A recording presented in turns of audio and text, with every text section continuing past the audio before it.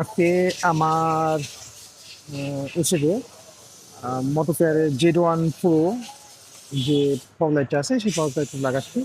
তা আমি চেয়েছিলাম প্রথমে যে নিচে মার্কারের সাথে এখানে লাগাবো, বাট ভাইয়া বললো যে ভালো আলো পেতে হলে উপরে লাগাতে হবে এই হেডলাইট ল্যাম্পের সাথে, তাহলে আরো ভালো একটা আলো পাওয়া যাবে।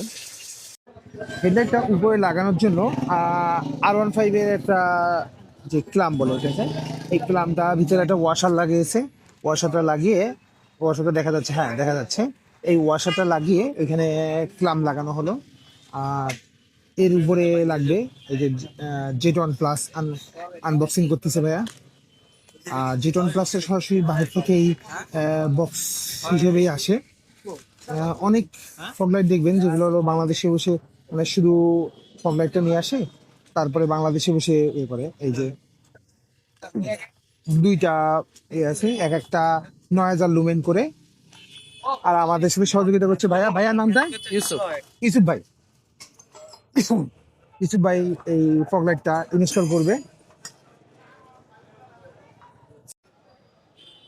Z1 Pro's সাথে যে ক্লামটা দেওয়া আছে সেই ক্লামটা ইউজ করেই এখানে ইনস্টল করা হচ্ছে।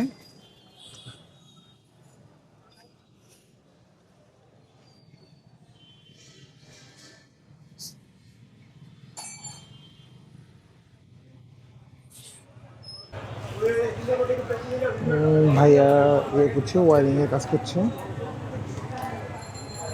ওয়ারিংটা কমপ্লিট হয়ে গেলেই তারপরে ফগ লাইটটা ইউজেবল হবে।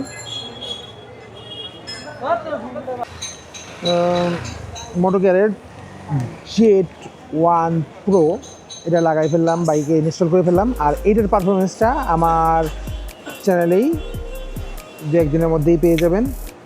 আপাতত ইনস্টলেশনের প্রসেসগুলো দেখালাম।